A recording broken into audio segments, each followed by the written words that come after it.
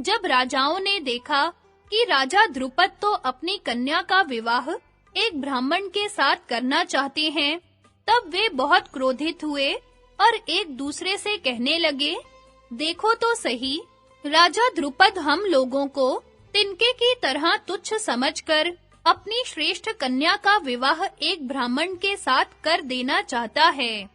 हम लोगों को बुलाकर ऐसा तिरस्कार तो नहीं करना चाहिए ना? ये हमें कुछ नहीं समझता, इसलिए इसकी परवाह न करके इसको मार डालना ही उचित है। इस राजद्वेषी दुरात्मा को छोड़ने का कोई कारण नहीं है। क्या हम लोगों में से एक भी ऐसा नहीं है जिसे यह अपनी पुत्री के योग्य समझे? स्वयंवर क्षत्रियों के लिए है, उसमें ब्राह्मणों को आने का कोई अधिकार नहीं है। यदि यह कन्या हम लोगों को वरण नहीं करती, तो इसे आग में डाल दिया जाए। ब्राह्मण कुमार ने चपलतावश हम लोगों का अप्रिय किया है, परंतु उसे तो ब्राह्मण के नाते छोड़ देना ही उचित है। राजाओं ने ऐसा निश्चय करके अपने-अपने शस्त्र उठा लिए और द्रुपद को मार डालने के लिए दौड़े। राजाओं को क्रोधित देखकर द्रुपद डर गए। वे ब्राह्मणों की शरण में गए। द्रुपद को भयभीत और राजाओं को आक्रमण करते देख भीमसेन और अर्जुन उनके बीच में आ गए। राजाओं ने उन्हीं पर धावा बोल दिया। ब्राह्मणों ने एक स्वर से मृग चर्म और कमंडलू हिलाते हुए कहा, डरना नहीं, हम तुम्हारे शत्रुओं के साथ लड़ेंगे। अर्जुन ने मुस्कुराकर कहा, ब्राह्मणों, आप लोग एक और खड़े होकर तमाशा देखते रहिए। इन लोगों के लिए तो मैं ही बहुत हूँ। अर्जुन धनुष चढ़ाकर भीमसेन के साथ पर्वत के समान अविचल भाव से खड़े हो गए। मदोन्मत्त कर्ण आदि वीरों को सामने आते देख वे उन पर टूट पड़े। सभी उपस्थित वीर युद्ध में ब्राह्मणों को मारना अधर्म नहीं है, ऐसा कहकर उन पर आक्रमण करने लगे। अर्जुन और कर्ण का सामना हुआ। अर्जुन ने ऐसे बाण खींच-खींच कर मारे कि कर्ण युद्ध भूमि में ही अचेत सा हो गया। दोनों बड़ी वीरता के साथ एक दूसरे को जीतने की इच्छा से अपने-अपने हाथों की सफाई दिखलाने लगे। कर्ण ने कहा, आपने तो ब्राह्मण होने पर भी ऐसे हाथ दिखाए कि मेरी प्रसन्नता की सीमा न रही। आपके मुख पर विषाद का कोई चिन्ह नहीं है और हस्त कौशल भी बड़ा विलक्षण है। आप स्वयं धनुर्वेद अथवा परशुराम तो नहीं हैं। मुझे तो ऐसा जान पड़ता है कि मानो स्वयं विष्णु या इंद्र ही अपने को छिपाकर मुझसे युद्ध कर रहे हैं। मेरा निश्चय है कि यदि मैं क्रोध में भरकर युद्ध करूं, तो देवराज इंद्र और पांडुनंदन अर्जुन के सिवा कोई भी मेरा सामना नहीं कर सकता। अर्जुन ने कहा, कर्ण, मैं साक्षात धनुर्वेद या परशुराम नहीं हूँ। मैं समस्त शास्त्रों का रहस्यज्ञ एक श्रेष्ठ ब्राह्मण योद्धा हूँ। श्री गुरुदेव के प्रताप से ब्रह्मास्त्र और इंद्र अस्त्र का मुझे अच्छा अभ्यास है। मैं तुम्हें जीतने के लिए जमकर खड़ा हूँ, तुम अपना जोर आजमाओ। महारथी कर्ण ब्रह्मास्त्र विशारद प्रतिद्वंदी को अजय समझकर युद्ध से स्वयं हट गया। जिस समय कर्ण और अर्जुन एक दूसरे से भिड़े हुए थे, उसी समय दूसरे स्थान पर शल्य और भीमसेन एक दूसरे को ललकारते हुए मत वाले हाथियों की तरह युद्ध कर रहे थे। आगे खींचकर, पीछे झोंककर एक दूसरे को गिराने का प्रयत्न करते और तरह-तरह के दाव करके घूंसों की चोट करते। पत्थरों के टकराने की तरह दोनों के शरीर चटचटा रहे थे। 2 घड़ी तक लड़ भिड़कर भीमसेन ने शल्य को धरती पर गिरा दिया। सभी ब्राह्मण हंसने लगे। भीमसेन का यह काम और भी आश्चर्यजनक रहा कि उन्होंने अपने शत्रु को धरती पर गिराकर भी उसे मारा नहीं। इस प्रकार जब भीमसेन ने शल्य को पछाड़ दिया और कर्ण भी युद्ध से हट गया, तब सभी लोग सशंक हो गए। सर्वसम्मति से युद्ध बंद कर दिया गया। भगवान श्री कृष्ण ने पहले ही पहचान लिया था कि ये तो पांडव हैं, इसलिए उन्होंने सब राजाओं को बड़ी नम्रता के साथ समझाया कि इस व्यक्ति ने धर्म के अनुसार द्रौपदी को प्राप्त किया, इसलिए इससे युद्ध करना उचित नहीं है। भगवान श्री कृष्ण के समझाने बुझाने और भीमसेन के पराक्रम से विस्मित होकर सब लोग युद्ध बंद करके अपने-अपने निवास स्थान पर लौट गए। धीरे-धीरे भीड़ छटने लगी। भीमसेन और अर्जुन ब्राह्मणों से घिरे हुए द्रौपदी को साथ लेकर अपने निवास स्थान कुम्हार के घर की ओर चले। भिक्षा लेकर लौटने का समय बीत चुका था।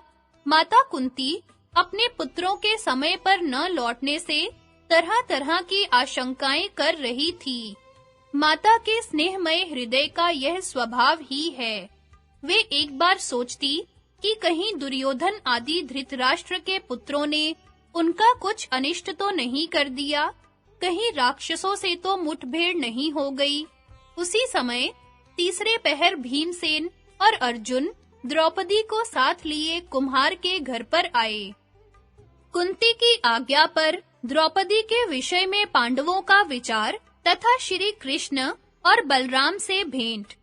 वैशंपायन जी कहते हैं, जन्मेजय, भीमसेन और अर्जुन ने द्रौपदी के साथ कुम्हार के घर में प्रवेश करके अपनी माता से कहा कि माँ, आज हम लोग यह भिक्षा लाए हैं। माता कुंती उस समय घर के भीतर थी। उन्होंने अपने पुत्रों और भिक्षा को देखे बिना ही कह दिया कि बेटा, पांचों भाई मिलकर उसका उपभोग करो। बाहर निकलकर जब कुंती ने देखा कि यह तो साधारण भिक्षा नहीं, राजकुमारी द्रौपदी है, तब तो उन्हें बड़ा पश्चाताप हुआ। वे कहने लगी, हाय हाय, मैंने क्या किया? वे तुरंत द्रौपदी का हाथ पकड़कर युधिष्ठिर के पास ले गईं और बोली, बेटा, जब भीमसेन और अर्जुन इस राजकुमारी द्रौपदी को लेकर भीतर आए, तब मैंने बिना देखे ही कह दिया कि तुम सब लोग मिलकर इसका उपभोग करो। मैंने आज तक कभी कोई बात झूठी नहीं कही है। अब तुम कोई ऐसा उपाय बताओ जिससे द्रौपदी को तो अधर्म न हो और मेरी बात झूठी भी न हो। युधिष्ठिर ने क्षण भर विचार करके माता कुंती को ऐसा ही करने का आश्वासन दिया और अर्जुन को बुलाकर कहा, भाई, तुमने मर्यादा के अनुसार द्रौपदी को प्राप्त किया है। अब विधि पूर्वक अग्नि प्रज्वलित करके उसका पानी ग्रहण करो। अर्जुन ने कहा, भाई जी, आप मुझे अधर्म का भागी मत बनाइए। सत्पुरुषों ने कभी ऐसा आचरण नहीं किया है। पहले आप, तब भीमसेन, तदनंतर मैं विवाह करूं। फिर मेरे बाद नकुल और सहदेव का विवाह हो। इसलिए इस राजकुमारी का विवाह तो आपके ही साथ होना चाहिए। साथ ही यह भी निवेदन है कि आप अपनी बुद्धि से धर्म, यश और हित के लिए जैसा करना उचित समझें, वैसी आज्ञा दें। हम लोग आपके आज्ञाकारी हैं। सभी पांडव अर्जुन का प्रेम और ममता से भरा वचन सुनकर द्रौपदी को देखने लगे। उस समय द्रौपदी भी उन्हीं लोगों की ओर देख रही थी। द्रौपदी के सौंदर्य, माधुर्य और सौशील्य से मुग्ध होकर पांचों भाई एक दूसरे को देखने लगे। उनके मन में द्रौपदी बस गई। युधिष्ठिर ने अपने भाइयों की मुखाकृति से उनके मन का भाव जानकर और महर्षि व्यास के वचनों का स्मरण करके निश्चय पूर्वक कहा कि द्रौपदी हम सब भाइयों की पत्नी होगी। इससे सभी भाइयों को बड़ी प्रसन्नता हुई।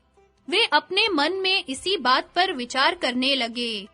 भगवान श्री कृष्ण ने स्वयंवर में ही पांडवों को पहचान लिया था। अब वे बड़े भाई बलराम जी के साथ पांडवों के निवास स्थान पर आए। उन्होंने वहां पांचों भाइयों को देखकर पहले धर्मराज युधिष्ठिर के चरणों का स्पर्श किया और अपने-अपने नाम बतलाए। पांडवों ने बड़े प्रेम से उनका स्वागत सत्कार किया। दोनों भाइयों ने अपनी बुआ कुंती के चरणों में प्रणाम किया। युधिष्ठिर ने भगवान श्री कृष्ण से कुशल प्रश्न करने के अनंतर पूछा कि भगवन, हम लोग तो यहाँ छिपकर रह रहे हैं, आपने हमें कैसे पहचान लिया? भगवान श्री कृष्ण ने हंसते हुए कहा, महाराज, क्या लोग छिपी हुई आग को नहीं ढूंढ लेते? आज भीमसेन और अर्जुन ने जिस पराक्रम का परिचय दिया है, वह पांडवों के अतिरिक्त और किसमें संभव है? यह बड़े सौभाग्य और आनंद की बात है कि दुर्योधन और उसके मंत्री पुरोचन की अभिलाषा पूरी न हुई। आप लोग लाक्षा भवन की आग से बच निकले। आपके संकल्प पूर्ण हो, आपका निश्चय सार्थक हो। अब हम लोग यहाँ अधिक देर तक रहेंगे तो लोगों को पता चल जाएगा। इसलिए हम लोगों को अपने डेरे पर जाने की अनुमति दीजिए। युधिष्ठिर की अनुमति से भगवान श्री कृष्ण और बलदेव उसी समय लौट गए। जिस समय भीमसेन और अर्जुन द्रौपदी को साथ लेकर कुम्हार के घर जा रहे थे, उस समय राजकुमार धृष्टद्युम्न छिपकर उनके पीछे-पीछे चलने लगा था। उसने सब ओर अपने कर्मचारियों को नियुक्त कर दिया और स्वयं सजग होकर पांडवों के पास ही बैठा रहा। वह पांडवों के सब काम बड़ी सावधानी से देख रहा था। चारों भाइयों ने भिक्षा लाकर अपने बड़े भाई युधिष्ठिर के सामने रख दी।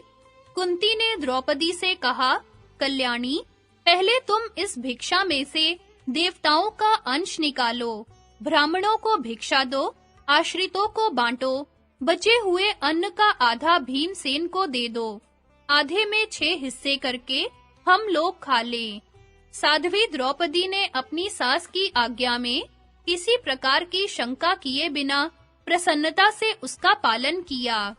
भोजन के पश्चात सबके लिए कुशासन बिछाया। सबने अपने-अपने मृग चर्म बिछाए और धरती पर ही पड़े रहे।